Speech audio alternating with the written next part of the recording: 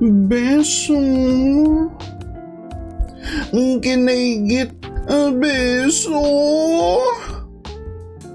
Hello friends, we back for another Hazbin Hotel tier list. So today we're going to be checking out the season 2 songs. So without further ado, let's get started. We have Just Us, Husband's Guarantee. Okay, the song is pretty good. It serves the same purpose as season 1, right? Remember season 1, they had Happy Day in Hell plus Hell is Forever. So you had two songs of like an introduction to the theme, right? Redemption, and Hell is Forever is basically saying there is no redemption. You kind of have the same feel here. You have Join the Hotel for redemption, Join the V for invasion. I guess you could put it that way. It's fairly well written, and it does do some storytelling. It kind of shows what to expect from the season. I'm not too crazy about it just because, you know, as Vox said, that scene was fucking boring, right? But the V part is definitely really good, so we'll put it in A for now. Next up, we have Once We Get Up There. So it ties to that too. It's more storytelling about the actual plan, but it tells you what, it doesn't tell you how, right? We're counting our chickens before they hatch, basically. It has good moments. Of course, the Velvet and Valentino parts are always good to hear. But yeah, probably a step down from Husband's Guarantee and Trust Us. Yeah, it's too much Vox, a little too much Vox, right? Next up, we have Like You. Like You, very fun song, right? You have the duality of being alone in heaven. Everyone's trying to cheer you up, but you're like, yeah, these are not my people. It's gonna take a while for you to adapt to that environment. I didn't like this at first, but hearing it a few more times, it definitely grown on me. Especially the pen part. I feel like the pen part, I'll get back to my friends, you know. I'll find a way, you know. If someone could find a way out of heaven, I'm the guy, you know. I'll invent something to get me out of here. And the ad-libs, right? The I'm coming, Sherry, I'll see you in hell, you know. We're gonna put that in A tier. Next up, we have Sarah's Confession. Now, if you guys followed the initial reactions, I did not like this one. The lyrics of the song itself, actually, even the characters themselves, I'm not particularly crazy about the characters, right? We'll see that in like the character tier list maybe. But because it's a ballad, and if you know me, I don't really like ballads, we're gonna put this in S tier. Sarah's Confession shows a dark side, right? If you saw my reaction to that, like through the show, the concept of I might go to hell, right? Tell me how to repent. If sinners can be sent to hell for like less severe sins, what would my sin be? I prevented so many souls from redemption, right? I basically annihilated them. That's all my fault. So yeah, I felt bad for Sarah there. You can see like the desperation in her voice. Like, I still don't know if what I'm doing is right and all that. Gravity. I initially wasn't too crazy about Gravity just because I've heard so many songs that's very similar to Gravity from like the Ruby series, but it would be unfair to like judge it based on that. The vocals of Lute and Adam really well done. The ad-libs of Adam, really good. Their storytelling involved, the revenge of Loot, I'm a kill everyone, very well done. So we have to put that in S tier. I think this is like these are things people were really excited about when I was first doing like song reactions to them. Everyone was going, Sarah's Confession, it's so amazing, and I'm like, it's not. If you don't have context for the show, it's not. So you kind of need that for it to get. Piss, I did not like Piss. The love story of beating the piss out of you, it's very awkward. Like, I find it very awkward. The characters themselves, they didn't really have enough screen time to like develop. You kind of just have to imagine they've known each other for years, and that being said, they never had like a casual interaction up until like the club scene. It's gonna be a C tier for me. Not much storytelling there. The song itself, I didn't really like it too. What is this? Speed Run to Redemption. Guys, it's a Charlie song, right? Although there is storytelling involved, not even much, right? Like, we already know Angel is trying to get redeemed, but it was messy. It was one of the messier songs, so it's probably going to be on C tier. Don't you forget, you are my pet. It's another ballad, right? I think we could put it in B. I think like, I don't like it particularly, but I would say it is a step up from these two songs, right? Because it also has that storytelling aspect of Alistair's biggest secret of, he's on a leash, Rosie's leash. So, Nifty, Clean It Up. Let's think. There's no storytelling going on, but I can appreciate the difficulty in executing the number. It's very honest about the character. Like, that is Nifty. I wouldn't really put it on a playlist because it's not really, my jam. But the duality in like languages there, they did some Japanese, so it did feel really anime-esque, and the changing of the art style, that was nice to see. I can't really put it in A, so we're probably gonna stick it in B. Next we have Don't You Forget Reprise. Yeah, it is. I would put it in B too. Don't You Forget Reprise.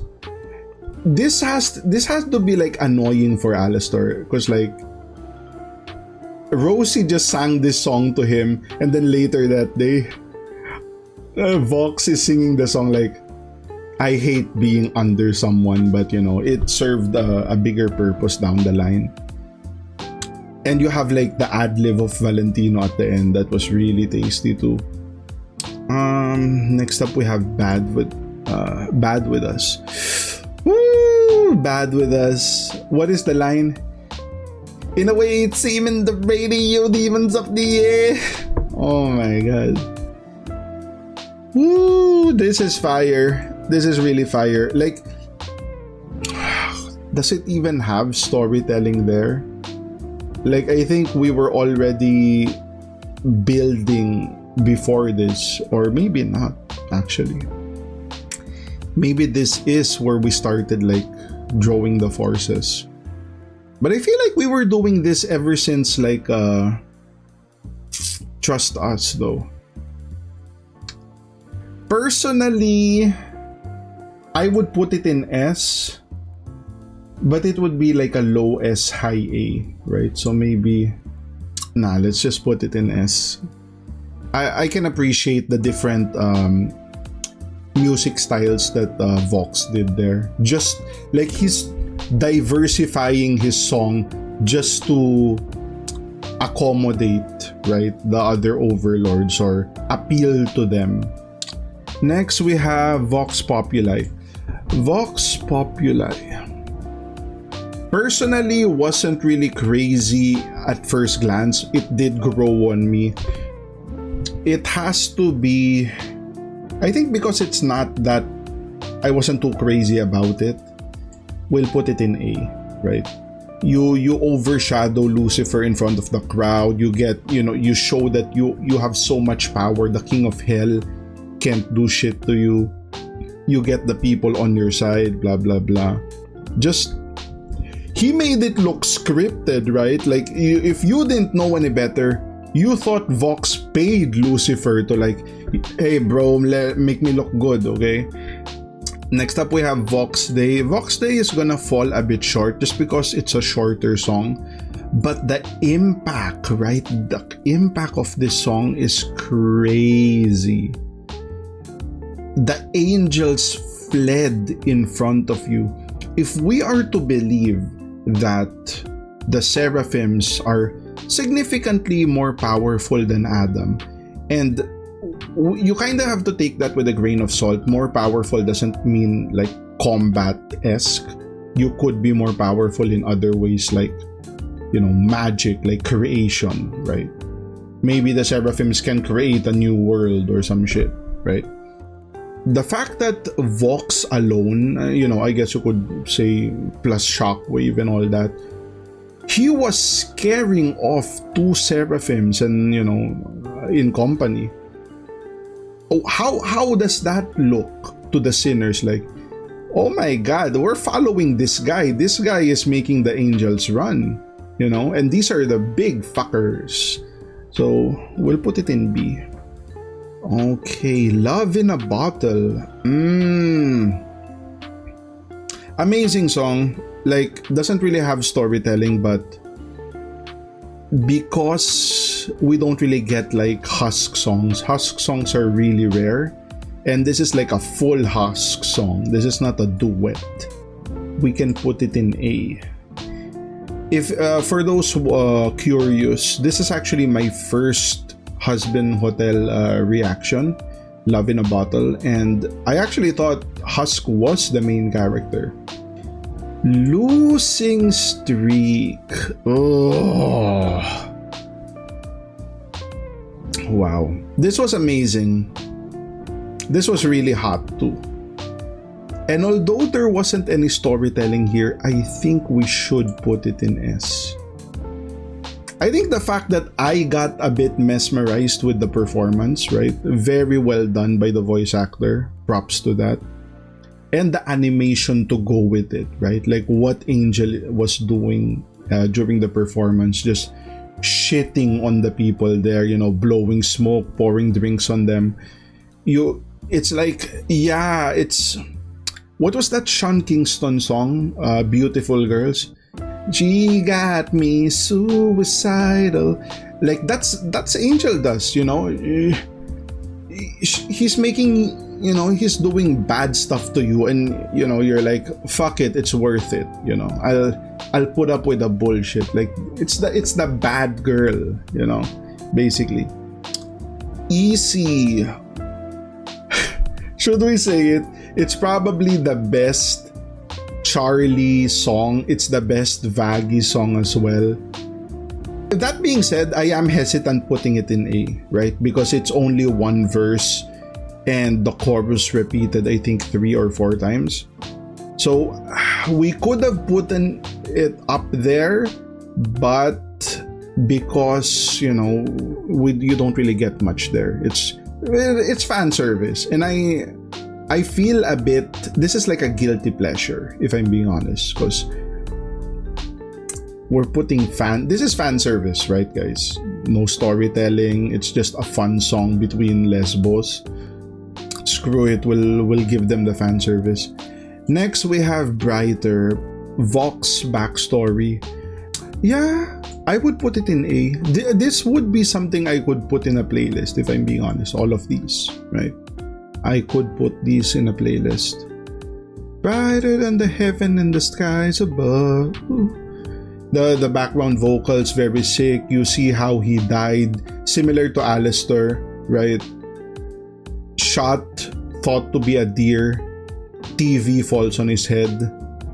Like, I really wish they did that, the whole antenna thing. Like, give Vox a weapon, right? Give him the antenna. I zap electricity from the antenna, right? Or sound waves or some shit, right? Next, we have Live to Live.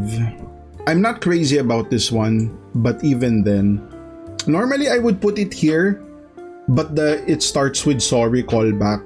I think you can't really put it there. It has to be B, right? Another song I wouldn't really put on my playlist. There would be times, I guess, that if it came on, I wouldn't skip it because I kind of wanted to get the feels. It has a lot of feels, right? Among all these songs in B, it probably has the most feels, even more than some of the ones in A. Next, we have When I Think About the Future. No brainer, this is an S tier. When I Think About the Future is basically what got me into watching the show. When they said that it's hard to see what's happening in the show from the song's perspective, right? Like, they mentioned the V's and all that, but you're so in the dark, you lack so much context. And one of the things I love in, anime and stuff like that is I love team formats. I don't want a group doing like 1v1 fights here and there. Like, I want squads, right? I want team A versus team B because you rarely see that. And When I Think About the Future gives you that, the whole we're doing all this planning and these overlords are tough, but with our expertise we can stop the V's. That part alone, I was like, okay, there is enough here for me not just to watch it but also to like react to it, right? There are shows that people recommend that I would watch but I don't feel like reacting to it because it kind of takes a little more work to react, All the reactors you see, they're not really talking when they're watching shows, like for obvious reasons, right? But it takes a lot more effort to like watch a show, so you kind of want to do it for shows you're actually interested in. And this is really what got me to, okay, I don't think I'm just gonna watch this. I think we need to react to this. It is really fun. They mentioned a lot of songs, maybe 4 to 5 songs if I recall correctly. So there's that. Hear My Hope. Hear My Hope. Honestly, it's boring, right? I feel guilty putting it in A, right? The able part does save it, right? Without the able part, it's here. Without the Alistair Rosie part, it's here. So, for context, very tasty. It's just very tasty to like have everyone help. I was saying during the song, what didn't make sense is the angels come to like take Emily. Abel diffuses the situation, but he doesn't help. He could have just said, okay, Loot, fuck off, but it's the same thing, right? If the overlords don't help, the bomb goes off. Emily dies anyway. It doesn't make sense. You kind of want Abel to help, right? This guy is supposed to be a powerhouse too. So imagine, if some of the overlords didn't help, at least you may have still had enough. Maybe the V's didn't need to help, but they saw that we were running out of time. We might as well join the club, So there's that. And I guess there is one more thing. This is supposed to be like a season 1. I haven't seen this yet, so maybe we'll do that. Hopefully I can do this before we start season 2. But yeah, that's gonna be the season 2 tier list. Kinda surprised how this turned out, similar to season 1.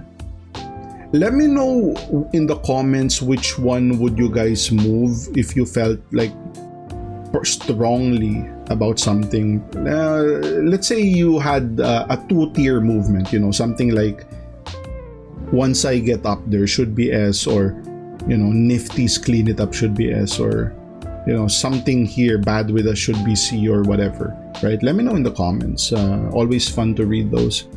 That's gonna be the video. If you guys like the content, like, comment, subscribe. If you want to support your boy even more, links to Patreon down in the description. Become a channel member. Put some beso in the comments, guys, because your boy needs a beso. And I'll see you guys on the next one. Cheers.